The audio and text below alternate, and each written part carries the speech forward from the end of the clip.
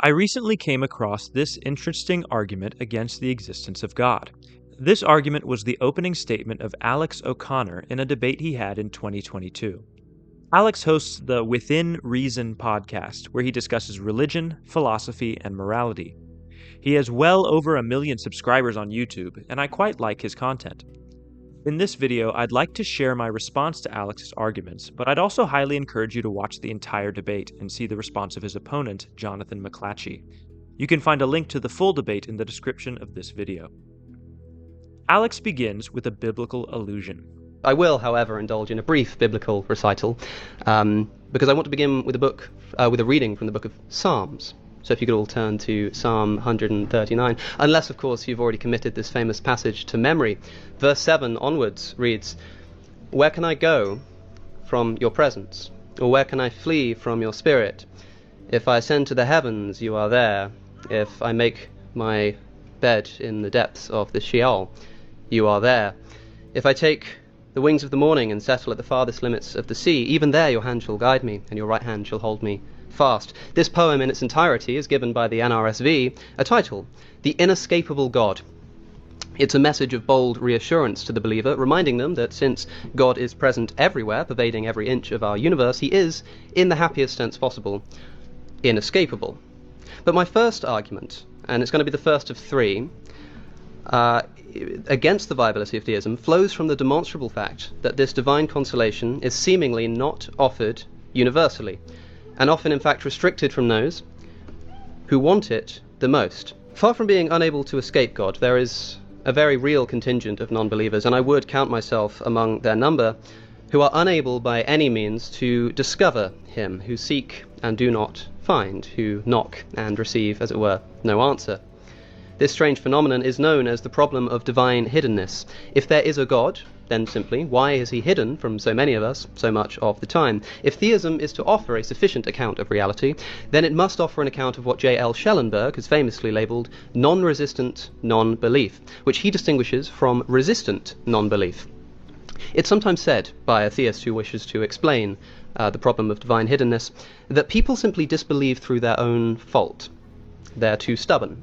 They're purposefully blinding themselves to the evidence because they don't want it to be true. They're not approaching the arguments honestly with an open heart, and that if they would only do this, then God would surely reveal himself. Such a person would be what Schellenberg calls a resistant non-believer. He disbelieves, in some sense, because he actively resists it. For what it's worth, I do think that such people exist. I think many such people exist. There are people who come to this debate with their minds already made up. There are people who want it not to be true, that God exists, and in fact wouldn't submit to that truth even if it were true. There was a recent poll run by the Atheist Experience YouTube channel, which I know, Jonathan, you're a fan of, which asked, if there was a God, would you worship it? To which an astonishing 85% of respondents said that they would not.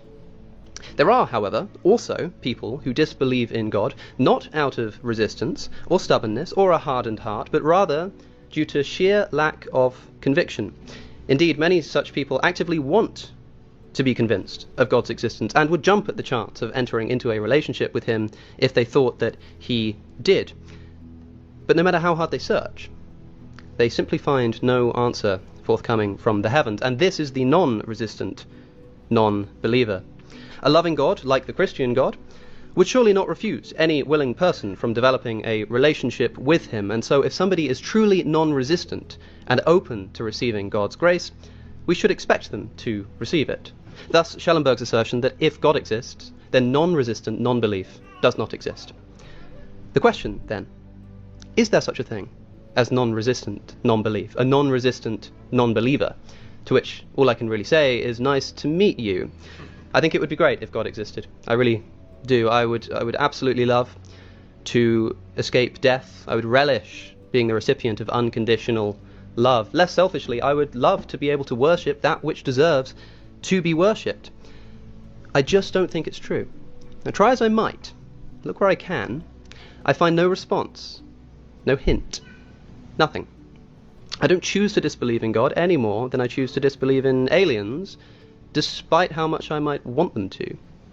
Of course, you cannot know my heart. You can't know if I'm truly as non-resistant as I claim, but I hope that my actions here might betray me. As a Catholic child, I was once an altar boy. I would serve the altar of Mother Church every Sunday dressed in a white robe.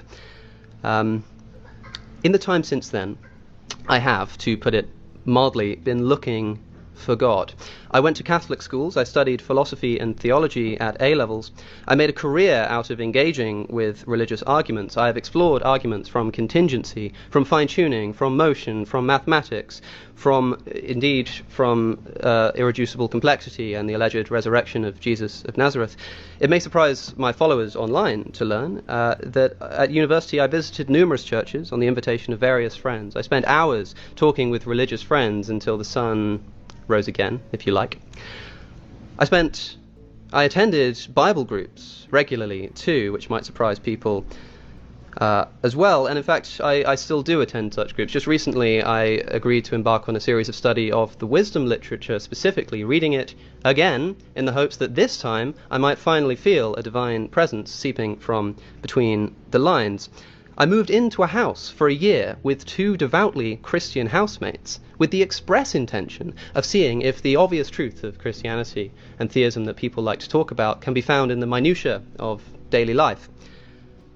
I have looked, in other words, in a great deal of places. I read Athanasius and Anselm. I read Augustine and Aquinas. I looked in Julian of Norwich and Catherine of Siena. I looked at the sociological origin of religious belief in Durkheim and Marx and Freud and Jung. I looked at religious experience in William James and Rudolf Otto. I've looked in the modern works of people like Ed Feser and Bill Craig and Michael Murray and Richard Swinburne and Alvin Plantinga. I've looked in poetry. I've looked in the Psalms. I've looked in Job. I've looked in Ecclesiastes. I've looked in Dostoevsky. I read C.S. Lewis. I listened to worship music. I prayed. I studied the gospel. I even got an actual degree in theology from a university. And nothing, not once, not nearly, not ever, not even briefly have I experienced anything that speaks to the existence of a God in the universe. My question to Jonathan then is simple. How can theism account for this lived experience? How can it account, in other words, for non-resistant non-belief? And if atheism, doesn't atheism offer a better explanation at the very least? Am I a non-resistant non-believer? If so, what offers a best account, or a better account, of such a condition? A universe in which there is a loving God who does want to be my friend, but is for some reason refusing, or hiding, or toying with me? Or a universe without one? Or is there no such thing as a non-resistant non-believer, which is the only remaining option? Do we all secretly resist in some way or other? After desperately, in other words, trying to convince myself of God's existence for years and being left painfully unconvinced, will you just submit, as if to add insult to this spiritual injury, that this is in some way my fault? And if it is, then what could I have done differently? What should I be doing differently? What could I possibly have done differently given the course of my life? Alex argues that while the Bible claims that God is everywhere, Alex's own experience, along with countless others who are open to God's existence, is that God is nowhere to be found. Alex calls such people non-resistant non-believers. He then points out that the Bible claims that non-resistant non-believers do not exist. Alex presents his own self and life experience as a compelling example of a non-resistant non-believer. Indeed, Alex has read and studied more than most who claim the name of Christ have, and so it leaves me a bit confused. If you did not see God anywhere in all this, what on earth were you looking for? Perhaps it's not so shocking that he did not find God in academia. Anyone who has gone to seminary can tell you that learning about God is not equivalent to walking with God, and studying the Bible is not the same as meditating on God's Word. But Alex's point is still shocking to me. After giving Christianity as good a chance as anyone can, why does he find it unconvincing? Alex is quite right about one thing. Non-resistant non-believers cannot exist if the Bible is true. In Romans 1, Paul states in no uncertain terms that everyone knows in the depths of his heart that God exists, but most suppress the truth by their unrighteousness. If it is true that all non-believers are suppressing the truth they already know deep down, then there can be no non-resistant non-believers, and Alex O'Connor is not a non-resistant non-believer as he claims. How can this be? How can we in good faith argue that he, as well as many others, are resistant non-believers when they do not seem to be? This is a difficult problem for Christians to deal with. How can we answer it without assuming that our opponents are being dishonest about their personal experience? Let's begin by looking at Alex's statement that he would love to believe in God, but that the evidence won't allow him to. I think it would be great if God existed. I really do. I would absolutely love to escape death. I would relish being the recipient of unconditional love. Less selfishly, I would love to be able to worship that which deserves to be worshipped. I just don't think it's true. Notice that Alex says he would love to believe in God because of the benefits such a God provides and because of the worth such a being would deserve. Of course, he says nothing about the negative consequences of the God of the Bible existing. If the God of the Bible exists, that would mean that Alex is under God's wrath because of his sin. Looking again at Romans 1, verse 18 says, "For the wrath of God is revealed from heaven against all ungodliness and righteousness of men, who by their unrighteousness suppress the truth." This wrath is a result of all human wickedness, as described later in the chapter. This would mean that Alex, in order to have a relationship with a holy God, must humble himself, admit his sin, and turn away from it to be a servant of God. Alex's statement that he would love to believe in God reminds me of Pliable in The Pilgrim's Progress. Pliable, a word which means soft or easily manipulated, joins Christian soon after he leaves the City of Destruction because he is attracted by the materialistic benefits of the celestial city. Things like streets of gold, eternal life, and no more sickness or pain attract him. But unlike Christian, he cares nothing for the spiritual benefits the citizens of the celestial city enjoy, such as freedom from their load of sin, freedom from guilt, and complete reconciliation and perfect union with God. Alex O'Connor is not weak-minded or easily manipulated like Pliable, but they are not unlike each other in their relationship to God. Like Pliable, who is eager to enjoy the material benefits of the celestial city, but unwilling to endure the difficulty, suffering, and danger of the journey to get there, Alex is favorable to the idea of the Christian God, but is not willing to accept the necessary corollaries of his existence. That man is basically wicked, not basically good.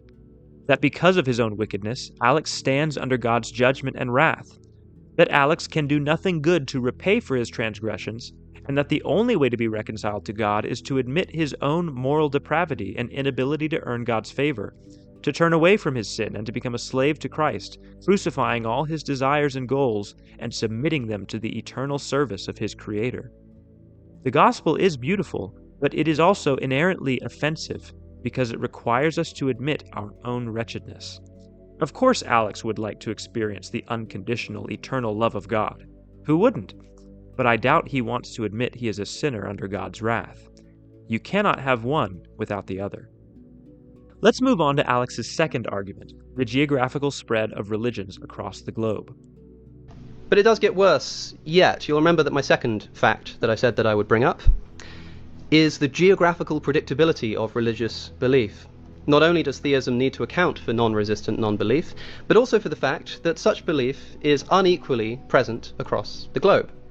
Stephen Mason has pointed out that the populace of Saudi Arabia is 95% Muslim and therefore 95% theistic, whereas the populace of Thailand is 95% Buddhist and therefore at best 5% theistic. How likely you are to be a theist, in other words, is intimately tied to the place in which you happen to be born. What can better explain this geographical spread? Theism or naturalism or atheism? Is it not troubling, Jonathan, for as a Christian, that your place of birth is a reliable statistical indicator of how likely you are to be saved? I'll say that again. Your place of birth, which is entirely arbitrary, is a reliable indicator of how likely you are on Christianity to be saved. You're significantly more likely to be a theist if you're born in Rwanda than if you're born in Thailand. Can this situation really obtain under the supervision of a God who wants to come to know us and makes his existence equally accessible to all? The chances seem infinitely small. Now consider naturalism or atheism. Religion varying by region is exactly what we would expect if it is a man-made cultural phenomenon, and nothing like what we should expect if there is, in fact, one true God who loves all equally. Again, I think atheism provides a much stronger account of this fact of our world. Alex's second point is that where you are born in the world plays a massive part in whether or not you are going to go to heaven one day, and that atheism better accounts for the differences in belief in different parts of the world than Christianity does. This argument is one I have encountered before, and I don't find it particularly convincing. Christ himself said in Matthew chapter 7, "For the gate is wide, and the way is easy that leads to destruction, and those who enter by it are many. For the gate is narrow, and the way is hard that leads to life, and those who find it are few." So it's not surprising that only a minority of people in the world would be believers. But Alex also makes a critical error when he estimates that if Christianity is true, then most people born in the West would be going to heaven simply because they were born there. Christ also said in Matthew 7, "Not everyone who says to me, 'Lord, Lord,' will enter the kingdom of heaven, but only the one who does the will of my Father who is in heaven." Most people who claim to be followers of Christ will be rejected by him because, in the words of Christ, they did not do the will of his Father. Alex makes the common atheistic mistake of lumping all Christians together in this argument, but not everyone who calls himself a Christian is the same. Only those who have repented of their sins and believed in Jesus Christ apart from works are saved. And James qualifies this even more, explaining that only those whose faith is displayed by a changed life and turning away from sin and doing good works are legitimate believers. Rather than being inconsistent with a Christian worldview, the diverse spread of different religions across the globe is entirely in keeping with what Christ taught. Let's examine Alex's final argument, the existence of gratuitous suffering. The third fact of our universe, which is gratuitous suffering. Gratuitous here means something like unjustified or unwarranted or meaningless. I do this because it's easy to see how some instances of suffering may be beneficial in certain circumstances or necessary to bring about some desirable state of affairs, some desirable end. But the existence of meaningless or unnecessary suffering does seem to be incompatible with the existence of a God who loves us and has the power to prevent it from happening. We're sometimes told that God has morally sufficient reason to allow suffering to exist. Indeed, if God is good, then he must have such sufficient reason. Perhaps suffering is necessitated by human free will. Perhaps suffering helps to develop a person's moral character, or maybe it's necessary to achieve some other end that God wishes to bring about. But intuitively, there appear to be instances of suffering that cannot serve any such end. And if even one example of these turns out to be an actual case of unnecessary or meaningless suffering, this would be enough to cause a problem. We all know that some amount of suffering is good for us. It helps us grow and mature and become more selfless and empathetic. However, there seems to be a lot more suffering than necessary to make us better people. You don't have to look hard to see what I mean. This is what Alex defines as gratuitous suffering. Another name for this argument is the problem of evil. The problem of evil is probably the most difficult issue within the Christian worldview. If God is all-powerful and all-good, why is there so much evil? And if you think that human free will is a sufficient answer to this question, you have either not thought deeply enough about this problem, or you have not yet experienced intense suffering yourself. I cannot do this problem justice by trying to deal with it now in such a short amount of time. Nonetheless, there are good answers to this problem. Two books in particular that have greatly formed my own views on the problem of evil are Boethius's The Consolation of Philosophy and The Problem of Pain by C.S. Lewis. I highly encourage you to read both of these books. I've considered doing a video summary of each of them, so if that sounds like something you'd be interested in, let me know in the comments and subscribe. There is one thing that Alex says that I will address here. I want to propose something that might sound a little strange at first, which is that the biggest problem for theism here is not, famously, the great, intense sufferings of the world, like holocausts or earthquakes, but rather menial, less significant suffering, like being caught out in the rain, or stubbing your toe, or tripping over a curb on the street. Why? This seems a tad absurd, I'll grant you that, but consider this. When we experience a great suffering, like the death of a loved one, or a devastating earthquake, or indeed a holocaust, it's easy to imagine that this might somehow be part of a grand plan. The depth of our suffering may make us into better people, The people who die may be experiencing a much happier state of affairs in the afterlife now. Perhaps by allowing the Jewish Holocaust to take place, God makes it such that we are far less likely to allow even worse projects of genocide to occur in the future. But what could possibly be served? What possible end could be served? What possible meaning could there be in subbing your toe, or tripping over a curb, or having a pigeon use your new suit as a restroom? Such instances are not significant. They're usually forgotten within a day or two, and therefore do not and cannot develop the soul. Nor do they seem plausibly part of some grand design or plan. They seem, that is to say, meaningless and unnecessary. More meaninglessness than instances of, let's say, great or intense suffering. Much more meaningless than these. And truly meaningless, unnecessary suffering is certainly more expected in a world without benevolent supervision than in a theistic paradigm. A successful theodicy, in other words, then, needs to provide not only an account of the great and intense sufferings of the world, but also the menial sufferings which pervade the human experience. He makes the comment that not just gratuitous suffering implies there is no God, but also minimal suffering. What is the good of things like stubbing your toe, getting caught in traffic, or dealing with itchy mosquito bites when it comes to making you a better person? Alex thinks that these things are not helpful in growing us, but he's quite wrong. Learning to deal with minor pressures and annoyances helps train us to have grace and patience for larger battles that come later. Additionally, extreme suffering sometimes comes in the form of enduring 1,000 small frustrations that build up over time. Just because suffering is small does not mean it is insignificant. Those are my thoughts on Alex's argument. I'd love to hear yours as well. Please leave a comment with what you think about Alex's argument and my response. If you'd like to hear more content like this, please consider subscribing.